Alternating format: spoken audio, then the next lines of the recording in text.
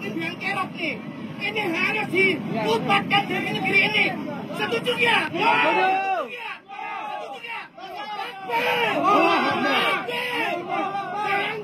Harus lancar.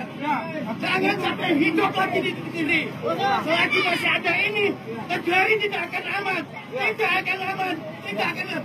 Semakin miskin, semakin carut carut orang ini. Ini. Allah Akbar. Allah Akbar. Allah Akbar. Sallu ala Muhammad. Didiskualifikasi. Audit KPU, audit ketua KPU, audit anggota KPU, audit sistem KPU. Temukan siapa pelaku pidana, tangkap dan hukum. Baru kita pikirkan pemilu ulang. Kalau tidak ada audit KPU, tidak ada audit ketua KPU, maka kita wajib menolak apapun hasil dari yang diputuskan oleh KPU. Siap lawan, siap lawan, siap lawan. Allahu Akbar. Assalamualaikum warahmatullahi wabarakatuh. Kacau tidak? Kacau tidak? Kata Pak Anies, saudara, kita ini maju bukan modal uang, tapi kita modal semangat perubahan. Uang bisa dikalahkan dengan persatuan. Uang bisa dikalahkan dengan semangat. Uang bisa dikalahkan dengan kekompakan. Uang bisa dikalahkan dengan doa. Allahu Akbar. Masya Allah. Lantas pilih pemimpin karena apa, Habib? Ulama sudah mengatur di dalam ilmu siasat syariah politik Islam. Bagi orang Islam kalau milih pemimpin, maka ada banyak syarat-syaratnya. Di antaranya, kalau kita mau milih pemimpin, lihat 3 hal yang mesti diperhatikan. Berapa hal? Bukan nomor 3 ya. 3 hal. Apa saja yang mesti diperhatikan? 1, surah. Yang pertama apa? Lihat fisiknya, surahnya. Akibat dari fanatisme yang berlebihan kepada kelompok-kelompok agama, antara lain kelompok agama yang memproklamirkan diri nasabnya tersambung kepada dzurriyyat Rasulullah, kelompok agama yang memproklamirkan diri merubah tatanan pemerintahan Indonesia menjadi khilafah, kelompok agama yang memproklamirkan diri sebagai pembaru di agama Islam yang ada di Indonesia ini. Semua berawal dari fanatisme yang berlebihan. Nah, fanatisme ini munculnya dari mana? Oke, kita mulai. Assalamualaikum sahabat AW Kertapati Channel. Kemarin saya menulis tentang fanatisme para Muhyiddin Balawi kepada para Habib yang ada di Indonesia di portal RMI NU Banten dengan judul Fanatisme para Muhyiddin Habaib di Indonesia. Fanatisme ini sebetulnya munculnya dari mana sih? Kok dengan gimana ya? Terlalu berlebih-lebihan. Kita itu atau mereka-mereka, para Muhyiddin Balawi, para Muhyiddin HTI, para Muhyiddin Salafi Wahabi ini kenapa mereka ini betul-betul pokoknya itu yang benar. Meskipun mereka juga pastilah membaca kajian-kajian tentang bagaimana fanatisme ini sebetulnya bisa merusak dirinya, yang akhirnya menimbulkan gerakan-gerakan yang ekstrim atau gerakan-gerakan yang radikal, yang cenderung mereka ini ya nantinya akan terpapar kepada paham radikalisme. Nah, untuk lebih awalnya fanatisme ini muncul atau bagaimana fanatisme ini dilahirkan, itu ternyata dari God spot atau titik di mana God spot itu berada di otak. God spot ini adalah salah satu titik di dalam otak manusia yang berhubungan dengan Tuhannya. Dengan kata lain, jadi terdapat saraf kecil di dalam otak manusia itu yang dapat merespon dari aspek agama dan ketuhanan.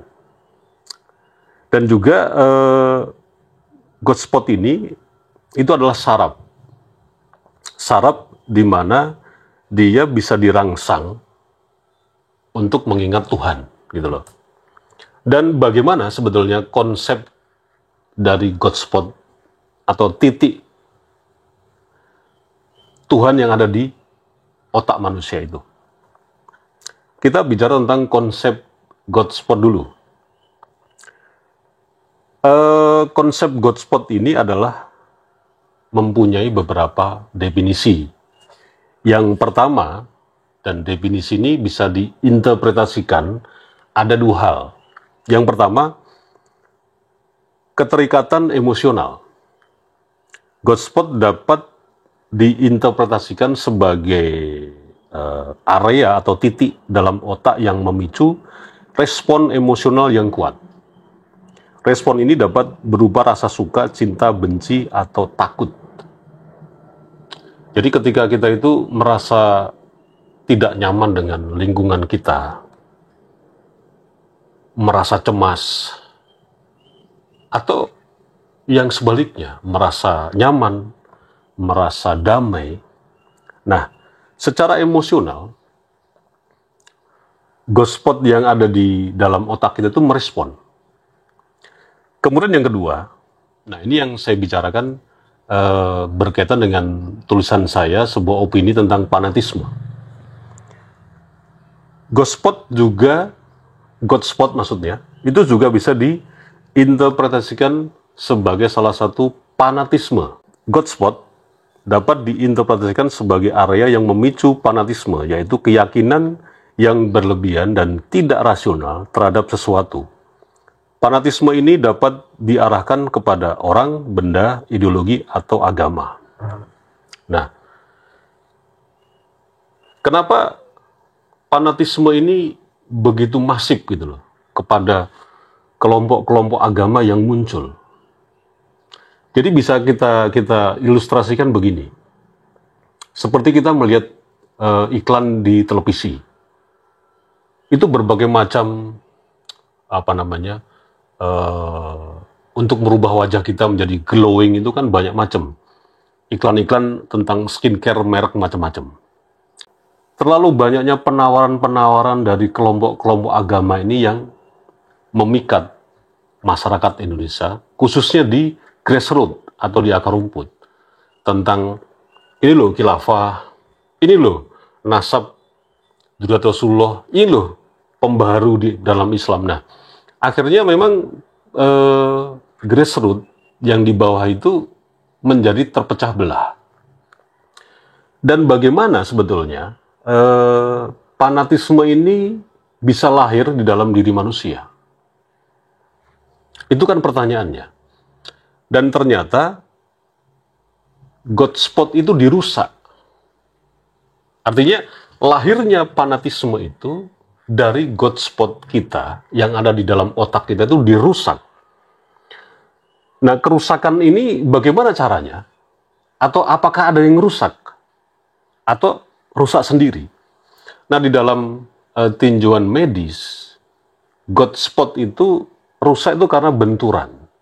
Bisa karena kecelakaan, bisa karena mungkin dipukul orang, atau ya musibah yang menimpa diri manusia itu sehingga kepalanya membentur benda keras.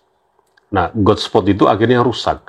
Nah, dalam fanatisme ini, God spot itu dirusak dari yang saya sebut di awal tadi. Banyak penawaran-penawaran dari kelompok-kelompok agama yang ada di Indonesia ini, kelompok agama Islam, yang terbagi menjadi kelompok-kelompok ini, itu menawarkan produk-produknya. Yang satu menawarkan tentang nasab Dzurriyyah Rasulullah. Yang satu lagi menawarkan tentang konsep khilafah. Yang satu lagi menawarkan tentang pembaharu agama Islam secara syariat. Sebetulnya tiga kelompok ini yang merusak God spot grassroots atau masyarakat akar rumput yang ada di Indonesia ini. dengan berbagai macam kajian-kajian yang seolah-olah ilmiah, dengan berbagai macam telaah, dengan kitab-kitab, dengan hadis, dengan dalil dan segala macam. Nah, pertanyaannya, kenapa grassroots atau masyarakat yang di bawah ini cepat mengiyakan dengan penawaran-penawaran produk dari kelompok-kelompok yang saya sebut tadi, seperti HTI, Salafi Wahabi, kemudian Ba'alawi? Karena ternyata dari situasi bisa pribadi, kemudian menyebar menjadi kelompok, kemudian menyebar menjadi organisasi yang punya masalah yang sama. Pertama, kita bicara tadi kan Godspot itu adalah rasa seperti kayak bisikan hati yang nyaman sekaligus tidak nyaman juga. Nah, ini ada beberapa faktor mengenai bagaimana grassroots ini dirusak Godspotnya oleh kelompok-kelompok agama yang saya sebut tadi. Ba'alawi, Ba'alwi, HTI, Salafi Wahabi. Nah, terutama masalah-masalah yang real yang kita alami sekarang ini, seperti yang video awal tadi saya suguhkan. Jadi, terutama yang pertama adalah kita bahas tentang Ba'alawi. Mereka merusak Godspot, grassroots atau masyarakat akar rumput di bawah ini dengan kenasapannya.